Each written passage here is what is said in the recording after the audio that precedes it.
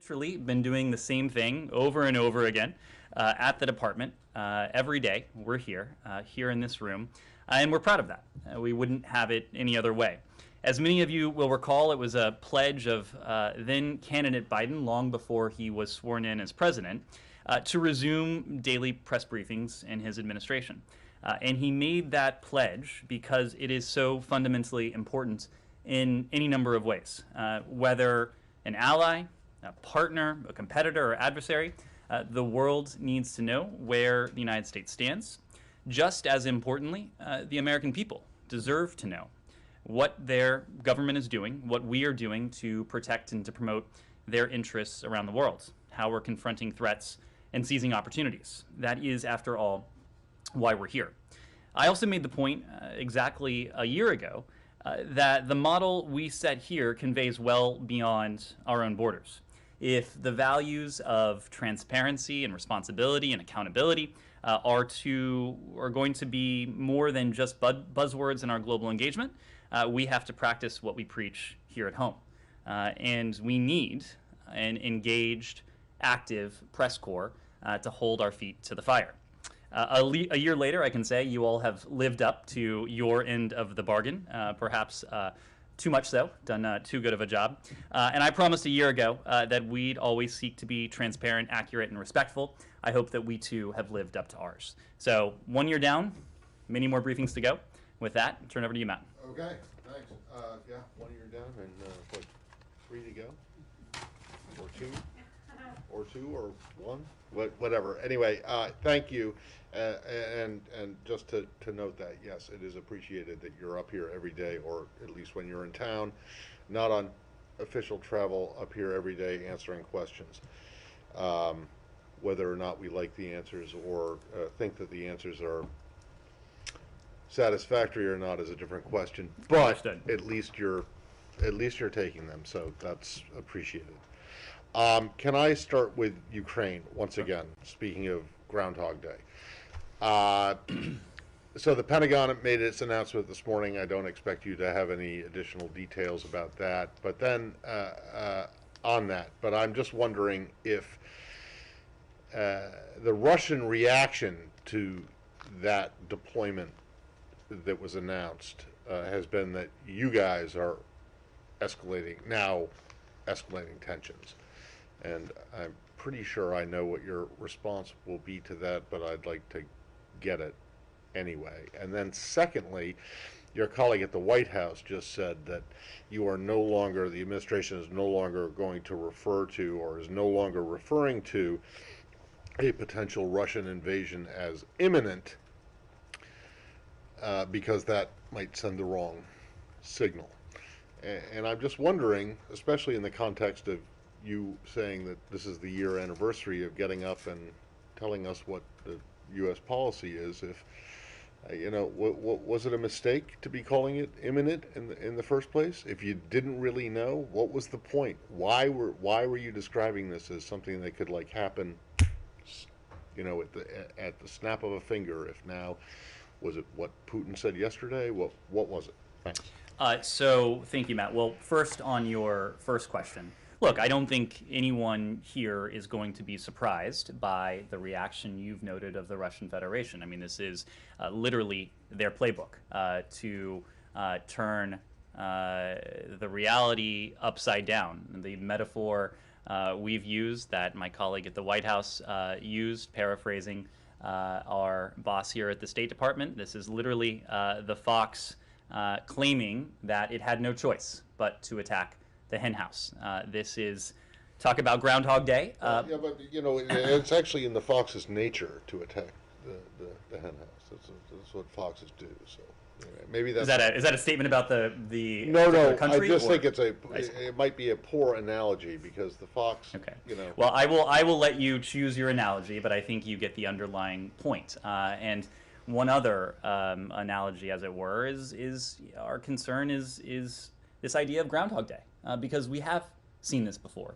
We have seen something like this before, at least.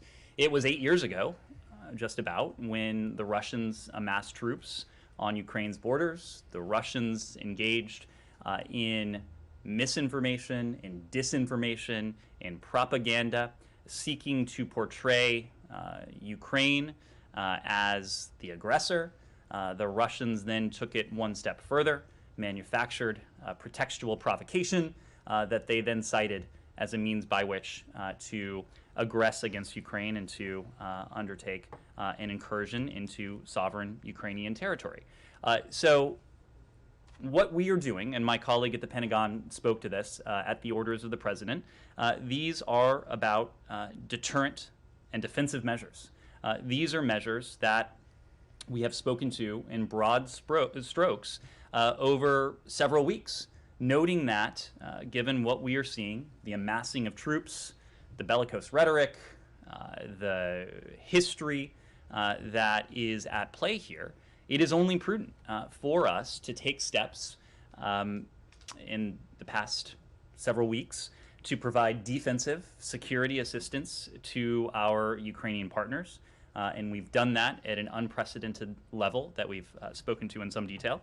And the president also made clear that both in the event of a Russian invasion and as a means to deter and to defend our allies on the eastern flank against broader aggression, we would be taking defensive and deterrent steps. And that is precisely what the Pentagon spoke to today. Many of these forces, as you heard, are already in the European theater. These are not permanent moves. They are precisely in response to the current security environment in light of this increasingly threatening behavior by the Russian Federation. These troops, as you all know, they are not going to fight in Ukraine. They are going to ensure the robust defense of NATO territory. That is something to which we have a solemn commitment under Article 5. This is just another unmistakable signal to the rest of the world, to any countries that would threaten that collective security, that collective defense of our NATO allies, that we are committed to the alliance, we're committed to our allies, we're committed to Article 5. When it comes to the second part of your question, what comes next, Matt, we've always been clear. There's only one person who knows what the Russians may have in store. We don't believe that individual who happens to be the president of the Russian Federation has made a decision one way or another. What has been our concern is what we have spoken to since November. These unusual movements of Russian troops, the massive buildup along the Ukrainian border, the inflow of Russian forces into what should be a sovereign, independent country of Belarus. All of these steps have positioned the Russians to be able to move quickly should they so choose. No one, I don't believe, has been encouraging panic. No one has been saying an invasion is a foregone conclusion. What we have been doing is speaking to our concern. It has been a growing level of concern as Moscow's aggressiveness and assertiveness has itself grown. But what we are doing is preparing for that. We are engaging in dialogue and diplomacy just as we pursue the path of defense and deterrence. So you have no, there were no concerns that you're getting people worked up for, not nothing, but getting people worked up and panicking. That's not why you're stepping away from the imminence thing? Matt, what we've been doing for weeks now is far from seeking to sow panic. We have been seeking to explain our concern. And you get a lot of people's attention by saying imminence, and we think that this. Well, is this is something that should have people's attention. We believe. I'm not saying it shouldn't, but you guys very deliberately used those words, like this could happen, like in the snap of a finger, and now it seems a little less. So I'm just wondering. I don't think you were going to hear us say this is off the table. I don't think you were going to hear us say this is a foregone conclusion. But you will hear us saying, and you have heard us say, that we are taking preparations for whichever path Vladimir Putin chooses. I get that, but I mean, is the decision not to describe this as imminent based on what President Putin said yesterday, or is it based on something else? What is it based on? Or is it based on the complaints from the Ukrainians that you're getting people stoked up and put into a panic? Why? Our language, Matt, is always calibrated to what we're seeing. What we've seen. So it's less imminent now than it was yesterday. I think you were reading far too much into what you may have heard. Humira. Right. So I am actually going to follow up a little bit on that, maybe from a slightly different angle. So you guys were waiting for Putin's remarks yesterday. Obviously, you've monitored it very closely, where he basically blamed the West. And you just said that there is one person and he still hasn't made up his mind yet. So after watching Putin yesterday, the United States still thinks that he still has not made the decision to invade or not. Is that correct? Our assessment has not changed. We've made the point, I alluded to this yesterday, that criminologists in this country and around the world are going to parse every single syllable, every word, every utterance, every sentence that came out of Putin's mouth. If you were to do so, you could find reasons for optimism, you could find reasons for pessimism. For our part, we are not optimistic, neither are we pessimistic. We're clear-eyed about the stakes. We're resolute in our determination to engage in diplomacy if we have a good faith partner on the other side, doing so in tandem with our partners and allies, just as we pursue simultaneously that path of defense and deterrence. So indulge me a little bit more. His comments were pretty defiant, and like he accused the West of trying to lure him into war. You said we're not pessimistic, we're not optimistic. Watching that, did those comments make you a little bit more hopeful about the diplomatic path? I mean, you must have like swung one way or the other. You can't be like, it cannot have happened right in the middle. I'm just not in a position to provide color commentary of the Russian president's remarks. Did you say that people are in this town are not parsing? They are parsing every single word, syllable. That I assume that is the case. So we've gone back to the Soviet reviewing stand school of analysis. I assume you're probably in fact are speaking to some of these people. I know some of you in this room are. But look, Humira, this is the point. There are people here to acknowledge who are watching very closely and listening very closely to what the Russians are saying. We are in the position of knowing something that was confirmed in the Secretary's call with Foreign Minister Lavrov yesterday, that the Russians are preparing a written response to our non-paper. That is a response that will be reviewed and presumably approved by President Putin. That is a response that we assume will convey in detail, in writing, in specific language, specifically where the Russians are, what they are willing to engage in, what for them seems like a viable path, what doors may be closed. It remains our hope, as Foreign Minister Lavrov seemed to indicate yesterday, that there will be an opportunity following the receipt of that Russian response for further diplomatic engagement. We don't yet know the form, we don't yet know the timing. What we do know is that any further diplomatic engagement, which we hope occurs, will be done for our part in the closest of coordination with partners and allies. We hope it is done in good faith by the Russian Federation, but we'll be in a position to judge, and we'll be able to judge based primarily on one criterion, and that is if it takes place in a broader context of de-escalation. We can talk. There are no preconditions to talking, but this diplomacy is not going to go anywhere. It is not going to address our security concerns. It is not going to address the concerns of the transatlantic community, that is to say our allies and partners on the other side of the Atlantic, and it won't address the stated concerns of the Russian Federation if it doesn't take place in this broader context of de-escalation. Did you have any indication over the past 24 hours when that response might be coming from the Russians? No, there has been, we don't have anything additional to add beyond what we said yesterday in the aftermath of the call. Yes, Michelle. There are reports that Russian mercenaries are leaving Central African Republic. These are the Wagner mercenaries, and perhaps headed to Ukraine. I'm wondering if you can tell me anything about that. Is that something that you're seeing? I don't have anything to add on those reports. We've made our position on Russian mercenaries in Africa well known. These are forces that tend not to improve the security situation, and on the other hand, tend to leave countries less stable, poorer, more prone to violence. These are not constructive forces or elements, but I don't have anything to add in terms of reports that they may be moving to other theaters. Like Iraq or Afghanistan? Or Kylie. I'm just wondering how the lack of substantial progress on the diplomatic side impacted the decision today to send more U.S. troops to Europe. Kylie, we've made the point that we're going to do these things simultaneously.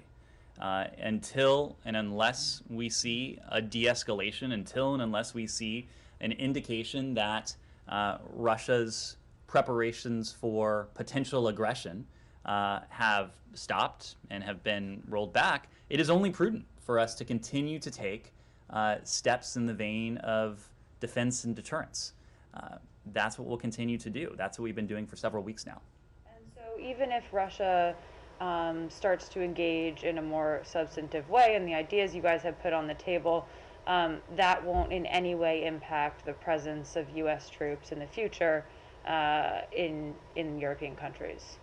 I will let my colleague at the Pentagon speak to this in greater detail, but our presence, our force posture around the world is calibrated to the security environment that we face.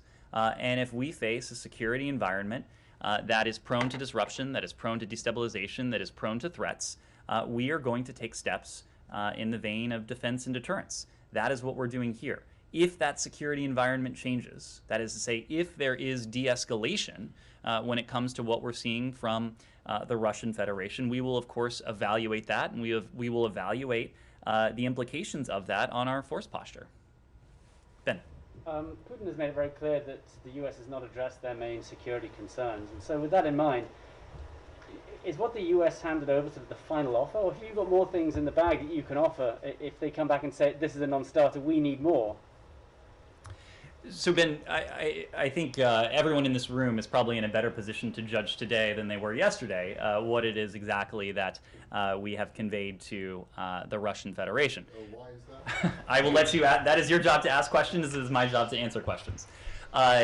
So I will just make the broad point that the ideas we have put forward, these are ideas. These are essentially proposals for additional discussion. So we have never, and we have not been in a position to hand over to the Russian Federation. NATO has not been in a position to hand over to the Russian Federation an exact roadmap of what it is precisely that we are prepared to do across every realm. What we have conveyed, what NATO has conveyed, the ideas that we've conveyed in close coordination and consultation with one another are proposals for further diplomatic engagement. This will require engagement in good faith, some concerted, fairly technical discussions if they are going to result in anything. But it remains our posture and remains our preference to take part in that diplomacy. One, because it has the potential to redound positively on our security concerns, on the concerns of our European allies and partners, but also to address what the Russians have put on the table. And two, if it were to take place in the context of de-escalation, it would certainly seek to mitigate some of the tensions, some of our concerns that we've seen with this massive buildup of Russian forces around Ukraine and in Belarus. So the door remains open for potentially more dialogue, more things in this document than are already there. I mean, you have more to offer them if they wanted it. The door remains open to discuss the ideas that are in this document. The ideas that we conveyed, the ideas that NATO conveyed, again, they are very high-level ideas. Those ideas are not spelled out in terms of what it would look like in practice, how it would be executed, the reciprocity that would need to be entailed for each of these steps. What we've said very clearly is that's something we wish to continue to discuss, but it needs to be a discussion that takes place in the context of de-escalation if it is to work. Connor. The French president has had 2 calls with Vladimir Putin in the last week. The Italian president had a call yesterday. Boris Johnson today. Has the State Department gotten readouts from these governments of their engagements with the Russians? So I would make a couple points on that. One, Connor, as you know, we have engaged bilaterally with the Russian Federation ourselves. President Biden has had now a couple conversations with President Putin in recent weeks. Secretary Blinken, as we've spoken to recently, has met with and engaged with Foreign Minister Lavrov, and there have been other engagements in that vein. Every time we do so in full consultation and coordination with our allies and partners.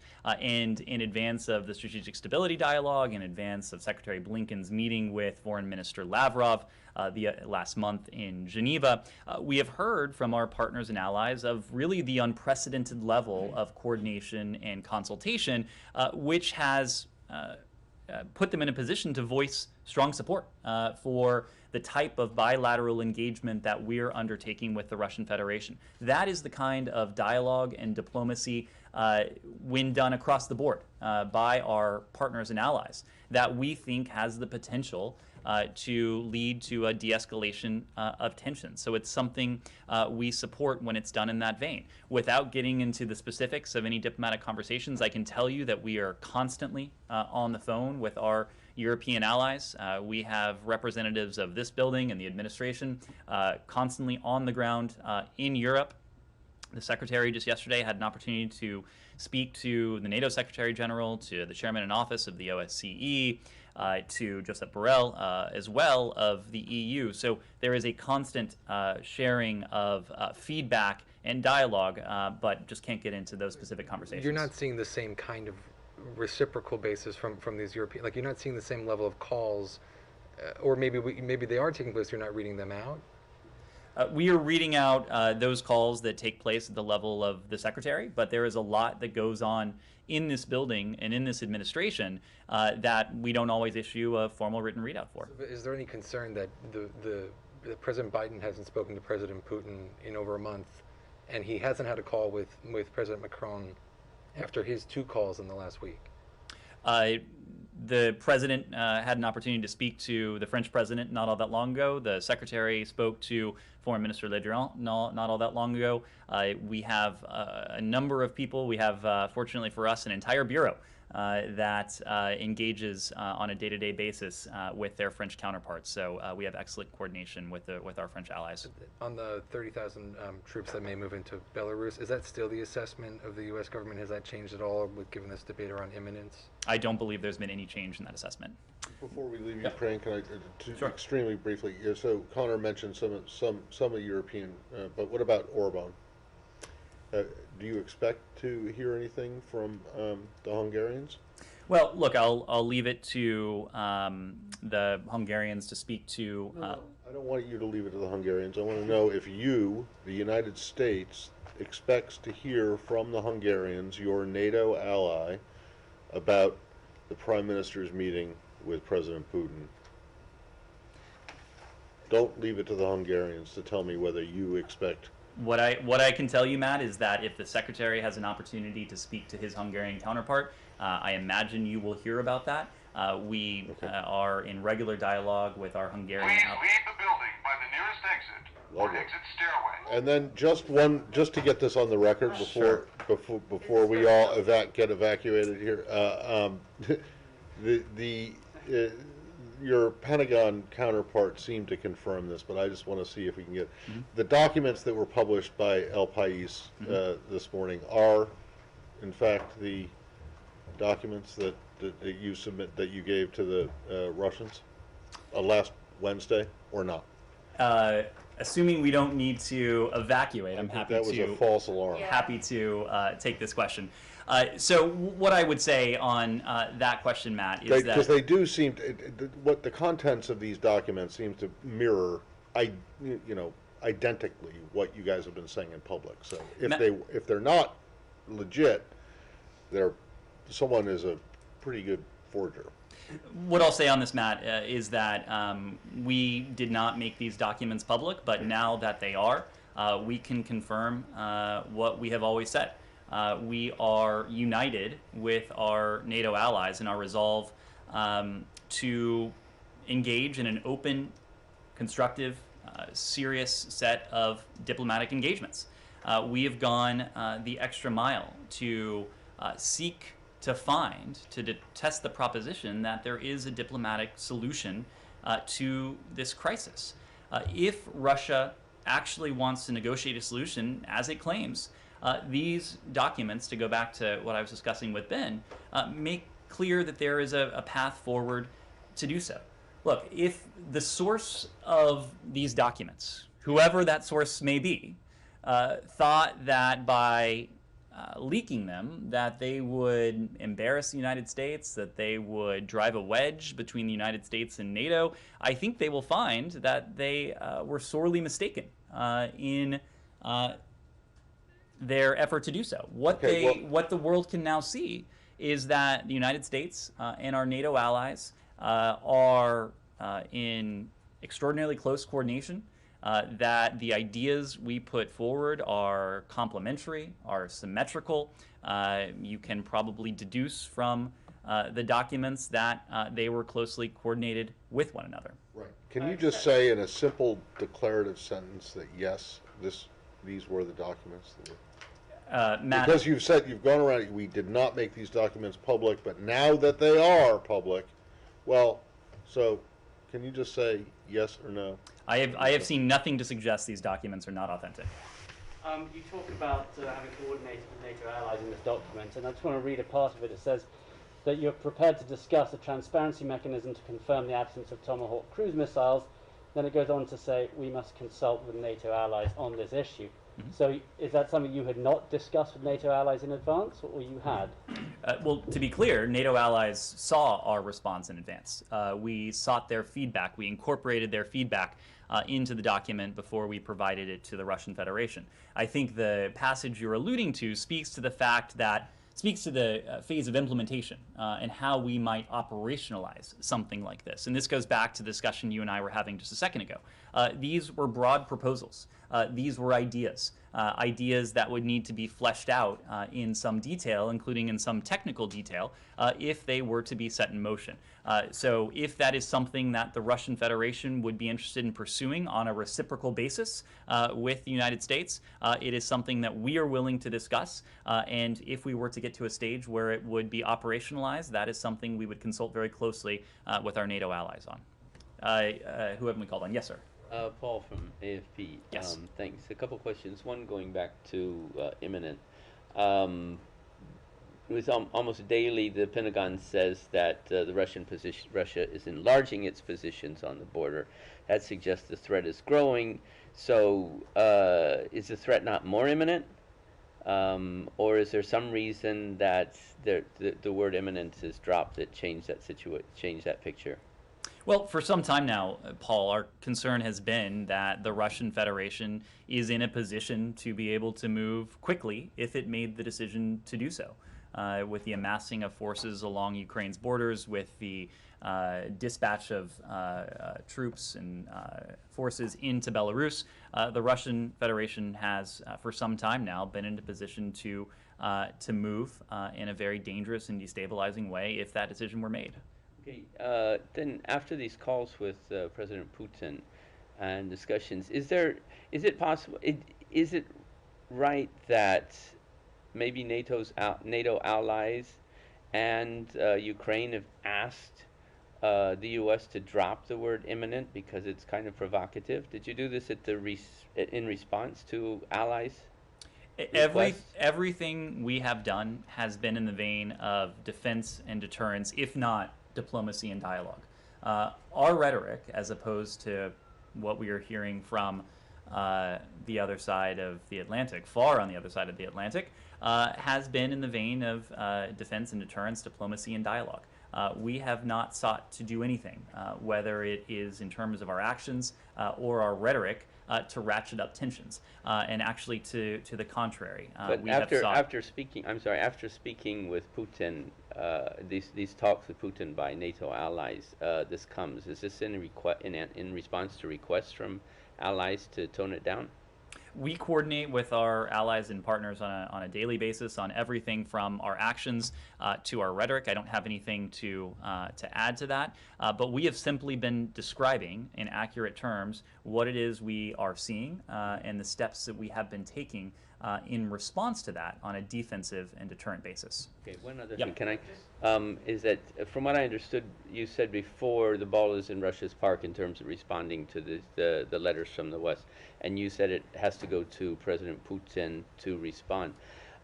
Given the discussions that NATO allies have had with Putin and that he's going to Beijing, when do you, what do you think, hearing that he might respond? After he goes to Beijing? Within a day? Within 2 days? When's the next move going to happen? So just to be clear, I was relaying what we had heard from the Russian Federation. It was conveyed to Secretary Blinken yesterday by Foreign Minister Lavrov that a written response would be forthcoming. It would have carry the imprimatur of President Putin, and we would be in receipt of it.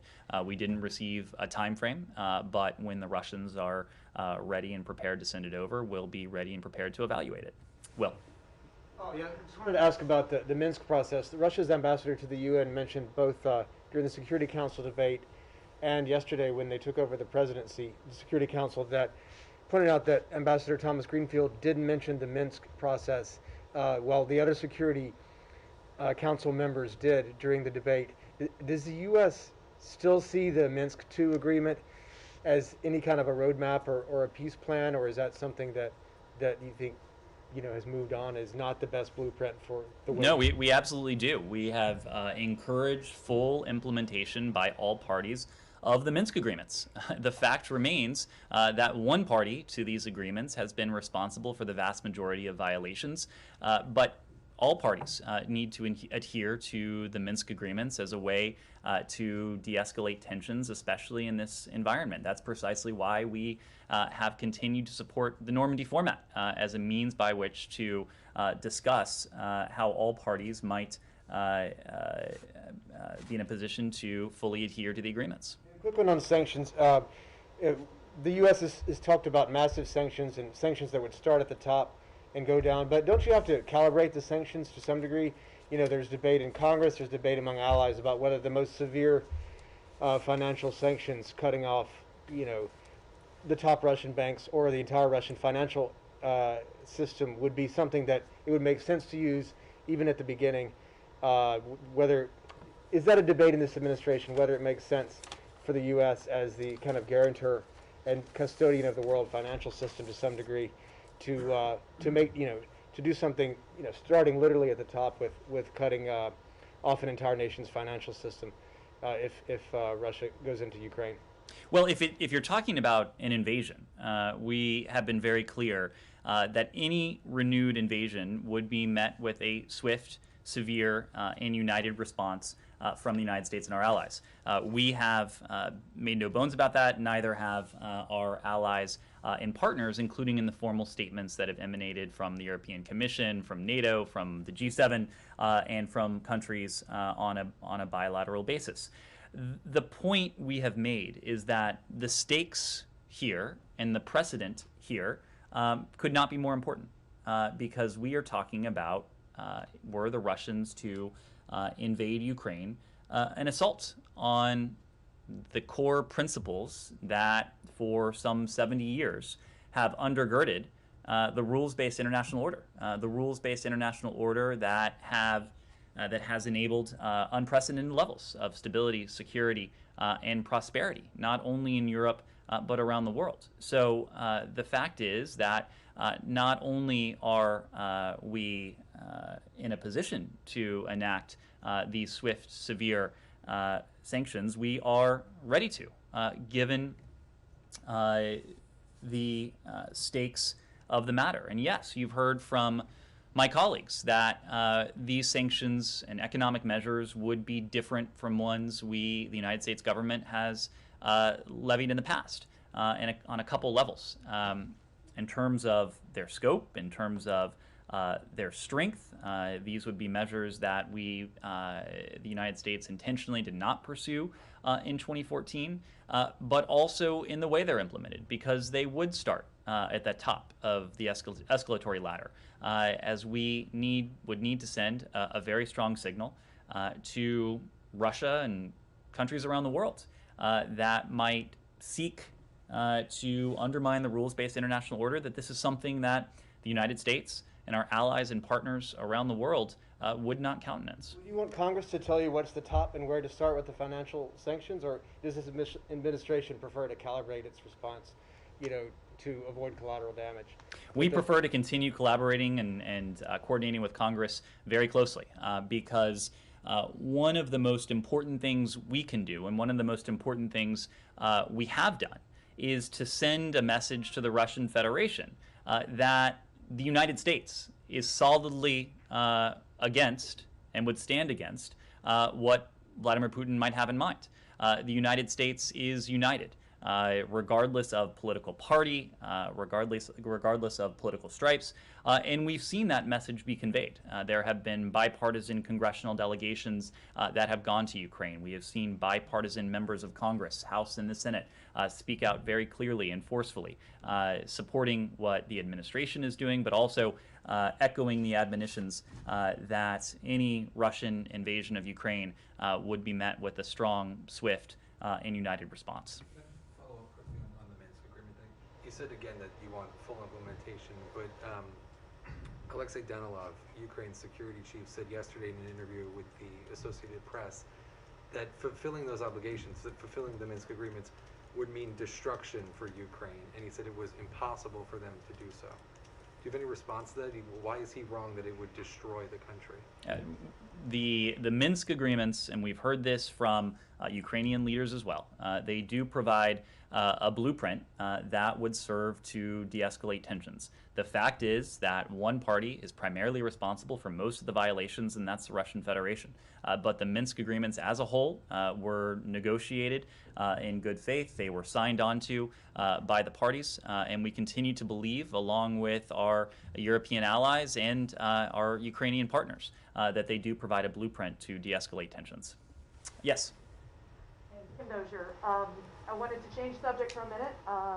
So I understand the Senate Foreign Relations Committee is holding a classified hearing today on Afghanistan. So I wanted to give you a chance to give us an update on Afghan evacuees, not just the American citizens, legal permanent residents, and those who've already had approved SIV applications, but the would-be evacuees are still stuck inside Afghanistan, who can't start their P1 or P2 process until they physically leave the country.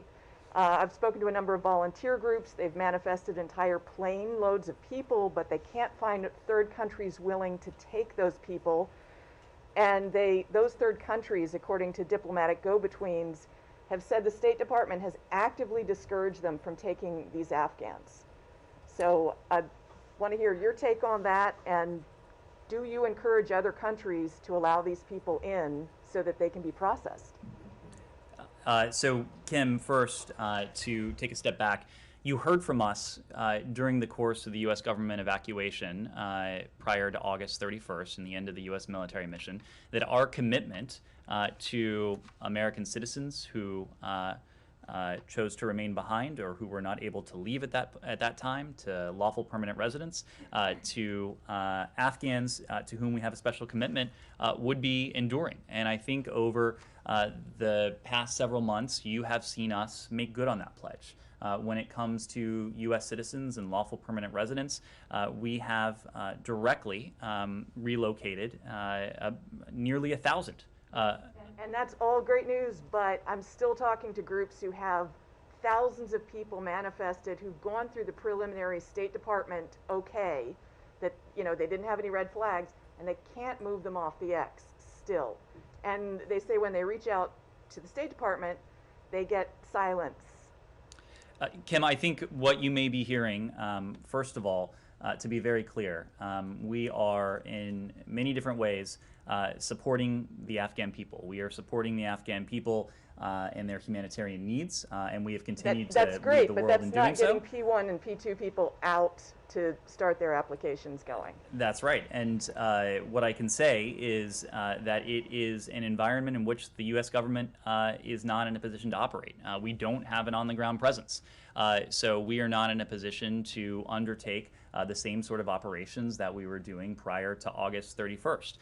As you know, we have an entire office here, the so-called CARE team, whose mission it is to work with a number of stakeholders, including private groups, working with them, doing all we can to support their efforts, working in turn with third countries, many of whom, and more than 24 of whom during the evacuation and the weeks after, showed extraordinary generosity in hosting Afghans, and many of these countries are still hosting Afghans who were relocated. That is something we continue to support.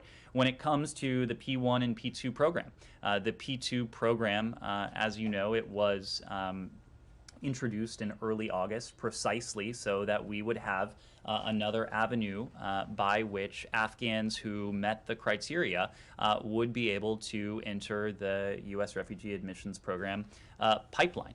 It was a complement to the traditional P1 program that has been longstanding. It is also the case, Kim, for a number of reasons, that these programs we have always known would be useful, would be complementary to our broader efforts, but these are programs that this administration has had essentially to build up from, not quite from scratch, but programs that were decimated over the past 4 years. You've eloquently explained the backlog and that these are things that have just started. What I'm asking about is that piece of still getting more people off the X to third countries. Are you actively working with new third countries right now who would take these people? We are actively working with a number of countries in the region, in the Middle East, around the world, as we have been. I believe over the course of this operation, these are countries spread across 4 continents who have displayed this extraordinary generosity in hosting Afghans. There are many pieces to this equation. Part of it is impressing upon the Taliban the imperative that they live up to the right of free passage. Part of it is the operational component, ensuring that there is a means by which, usually by air, for individuals to depart Afghanistan if they so choose. There's the charter element that goes along with that. There's a long-standing effort that some of our partners are working on with the Taliban to get Kabul International Airport stood up to regularize the flow of civilian aircraft in and out of Kabul. There is the refugee pipeline, there's a third country pipeline. So yes, there are many pieces to this, and it is impossible to say that one piece is the weak link. We're working on all of them. We're working on all of them because we have a commitment to American citizens, to lawful permanent residents, to Afghans to whom we have a special commitment, Afghans who primarily have worked for us over the years, but also we do have these so-called P1 and P2 programs as part of the U.S. Refugee Admissions Program that this administration has prioritized. In the case of the P2 program, it's a program that we specifically stood up, knowing the needs of the Afghan people. I say all of that not wanting to discount what it is that we are doing as the world's humanitarian leader for Afghanistan to support those many Afghans, millions of Afghans, who remain in Afghanistan and who are in need of nutrition, in need of shelter, in need of the provision of health care and other basic human needs. Those Afghans are Afghans who are also benefiting from the generosity of the American people, but who are also benefiting from our leadership on the world stage, encouraging countries around the world to raise their ambition when it comes to humanitarian donations, when it comes to what they are doing on behalf of the Afghan people on a financial basis, but also on a political basis, to make very clear to the Taliban that there needs to be unhindered humanitarian aid and access, that they need to respect the basic human rights of the Afghan people, and they also need to respect the commitment they have made, to your point, to allow safe passage and freedom of movement for Afghans who do wish to leave the country. And of course, you did get women back, partially back to school today? This is something that we have been pressing for. I know that there have been various statements made by the Taliban. What we'll be watching for are the actions and the follow-through when it comes to the rights of women, the human rights of Afghanistan's women, girls, its minorities. It's something that we have prioritized to a great degree. I know that our special representative for Afghanistan, Tom West, in every engagement he has had with the Taliban, has raised this question of human rights and specifically the rights of women and girls. We have a senior official here in our Office of Global Women's Issues, Rina Amiri, whose sole job it is to focus on the human rights of Afghanistan's women and girls. As you know, she was recently in Oslo with Tom West, where this was a core point of discussion with the Taliban. The Taliban are under no illusions about the priority we attach to this issue, the priority we have attached and we will attach going forward. Yes? Also your colleague at the Pentagon announced some military support to the UAE in response to the recent Houthi attacks. What can the State Department politically offer, since the President Biden promised to hold the Houthis accountable? And I have another question, but after your answer. What kind of security assistance can we offer? The military support. As you have heard from my colleague at the Pentagon, we have spoken in recent days to our partnership with our Gulf partners, two of whom, the UAE and Saudi Arabia, who have recently come under attack from these Houthi terrorist attacks. These cross-border attacks, the missile attacks that we have seen. These are operations that we have condemned in the strongest terms. We know that our partners have been able to deter and to prevent some of these attacks, including by calling on some of the technology and supplies that the United States has provided to them. In the case of Saudi Arabia, we understand that our Saudi partners are now in a position to prevent about 90% of these incoming projectiles. Of course, we want to raise that to 100%, and we're committed to working with the UAE and Saudi Arabia to help them bolster their defenses. We're doing that through security cooperation, through arms transfers, defense trade exercises, training, and exchanges. And those exchanges are in terms of security and defense, but also in terms of human rights and the protection of civilians, including civilian harm mitigation. Senator Menendez yesterday warned that Iran may obtain nuclear weapons in 3 to 4 weeks, and he criticized the administration approach to Iran in order to get back to the 2015 deal. What's your assessment in that period of time, and what is your next move in Vienna negotiation? Well, you heard from one of my colleagues just the other day about our concerns that Iran has made in terms of its nuclear program. These are advancements that Iran has been in a position to make ever since the last administration decided to leave the Iran deal, a deal that was verifiably and permanently preventing Iran from ever obtaining a nuclear weapon. When the Iran deal was fully implemented, the so-called breakout time to which you refer was 1 year. Meaning that it would take Iran 1 year to accumulate the fissile material necessary for a nuclear weapon if it chose to do so. Now, that is separate and apart from the weaponization process. We're very concerned with both of these processes, but purely from an enrichment standpoint, that breakout time was a year. Now, my colleague alluded to this a couple days ago, that breakout time is significantly less, and that is precisely because of the decision to leave the JCPOA that was working to elongate that breakout time. So we find ourselves with an unfortunate set of circumstances, a set of circumstances that means that the window we have in Vienna, to answer the second part of your question, is very, very short. And that window is very, very short precisely because once Iran reaches the point where its nuclear advances have obviated the non-proliferation benefits that the JCPOA conveyed, that's a point at which it will no longer make sense from our national security interests and the national security interests of our allies and partners around the world to pursue a mutual return to compliance with the JCPOA, and we'll have to pursue another course. Yeah, just to be clear, the reason that the breakout time is less than a year now isn't because of anything that any U.S. administration did. It's because the Iranians decided to do the reason. No. Hold on a second. The Trump administration pulling out of the deal didn't force Iran to do anything. They've done it on their own.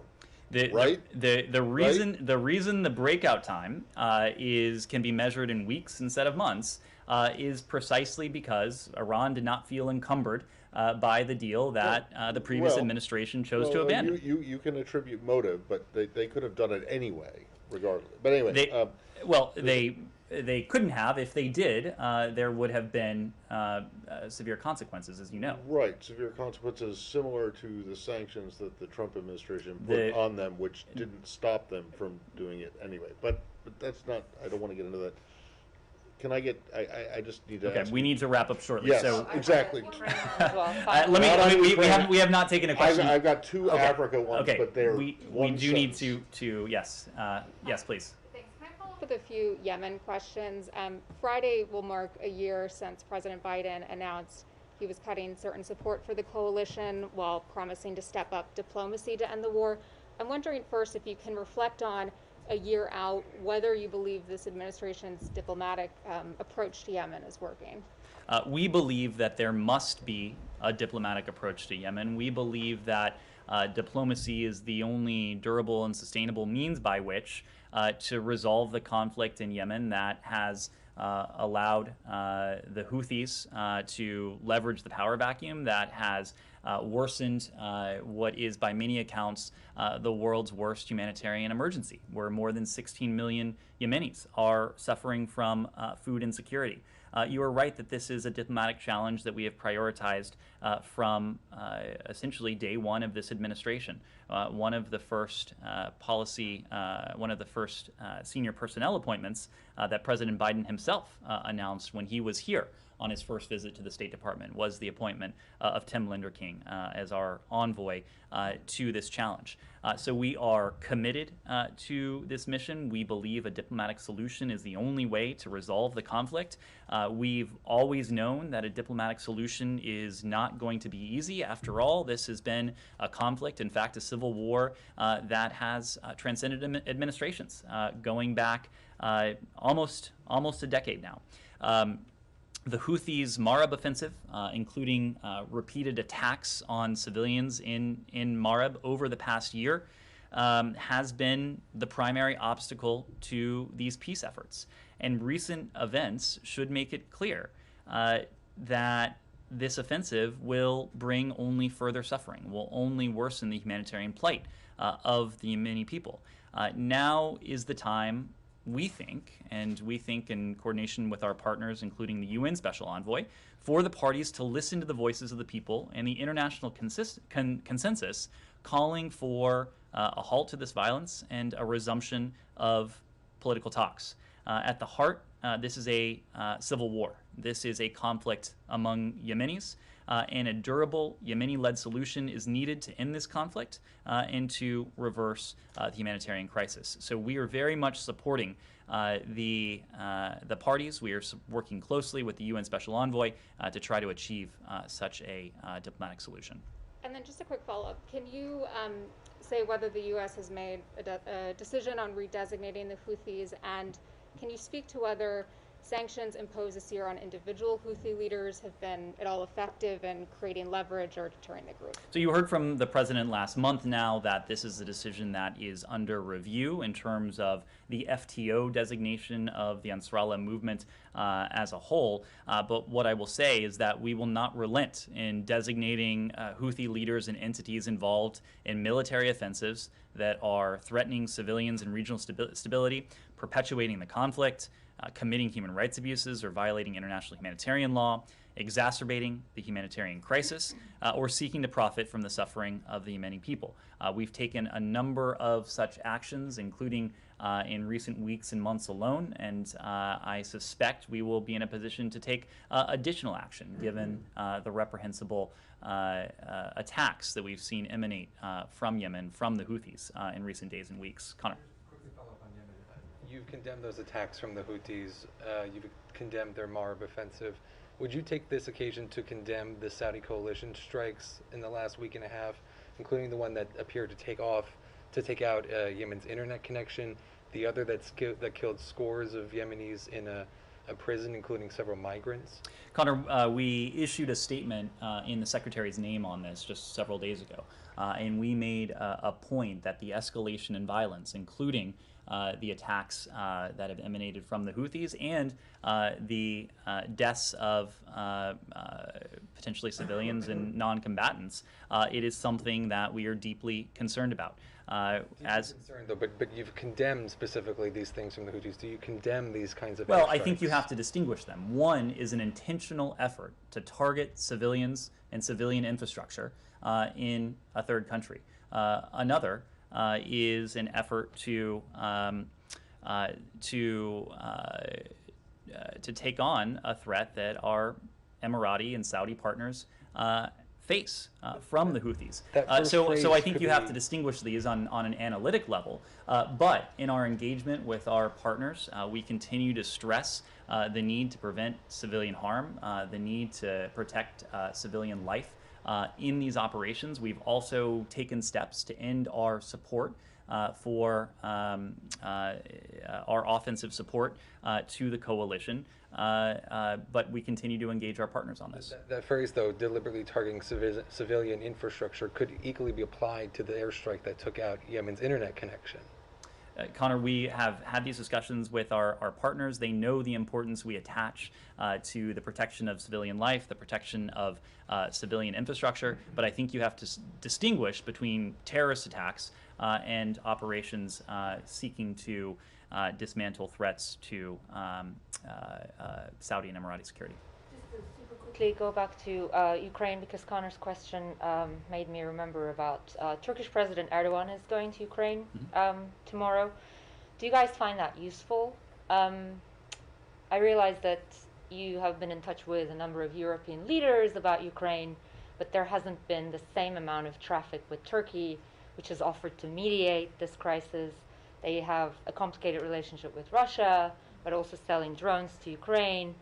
Do you find this trip useful?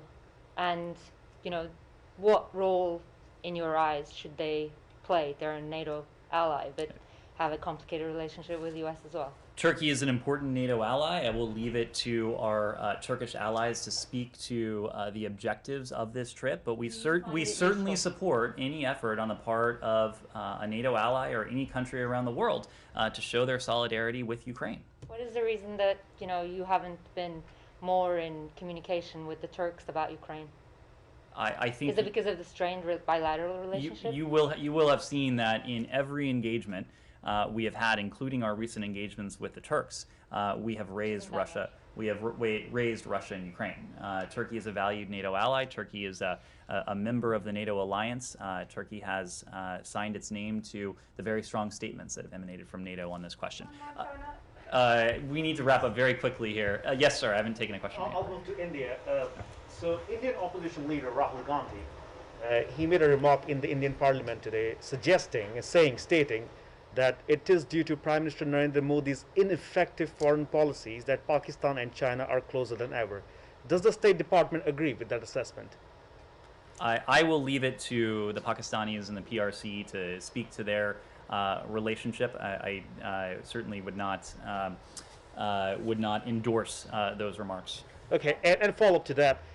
Why do you think Pakistan is working so closely with China? I mean, do you think they feel abandoned by the U.S.? We've made the point all along that it is not a requirement for any country around the world to choose between the United States and China. It is our intention to provide choices to countries when it comes to what the relationship with the United States looks like. And we think partnership with the United States conveys a series of advantages that countries typically would not find when it comes to the sorts of partnerships that, partnerships may be the wrong term, the sorts of relationships that the PRC has sought to have around the world. Pakistan is a strategic partner of the United States. We have a relationship, an important relationship with the government in Islamabad, and it's a relationship that we value across a number of fronts. What's the State Department's guidance to U.S. athletes who want to express any opposition to China's human rights abuses while they're in Beijing for the Olympics? So first, I will say, you know our position when it comes to the Olympics in Beijing. Of course, we don't have any official diplomatic representation on the ground. We've also made clear we were not and are not coordinating a global campaign regarding participation in the Olympics. We know that the PRC uses disinformation to veil ongoing genocide in Xinjiang and other human rights abuses.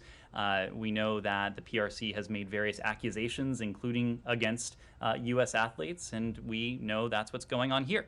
U.S. athletes are entitled to express themselves freely in line with the spirit and charter of the Olympics, which includes advancing human rights. We call on the PRC to respect human rights and fundamental freedoms, including that very freedom of expression. And just when and where are U.S. athletes allowed to do that while they're in Beijing? Because the IOC Rule 50.2 says that they can't publicly demonstrate while they're at Olympic sites or venues, but it seems to leave open interpretation for places outside of those sites or venues or on social media. So are American athletes allowed to use those venues to express opposition to Chinese human rights abuses? I will reiterate precisely what I said. U.S. athletes are entitled to express themselves freely in line with the spirit and charter of the Olympics. Can I just say, do you have any more specificity on the Burkina Faso situation in terms of the amount of aid that you have put on pause, whether a decision has been made about whether it was a coup or not? And then also, I'm just wondering if you have an update on Guinea-Bissau. I don't have an update in terms of our provision of aid to the government of Burkina Faso. As you and I discussed yesterday, we have put a pause on most of that assistance that was going. Can't tell me how much? I cannot. Okay. Very quick last question. Yes. 3,000 U.S. troops that are being deployed to Europe. That's a U.S. deployment. Why not wait till NATO activates its defense forces? As we said, we can and will do both. So you heard from my colleague at the Pentagon that this is, as you said, a U.S. deployment. This 3,000 service members that you noted is separate and apart from the 8,500 U.S. service members who are at a heightened state of readiness and who can be called upon by a decision by the North Atlantic Council. Thank you all very much.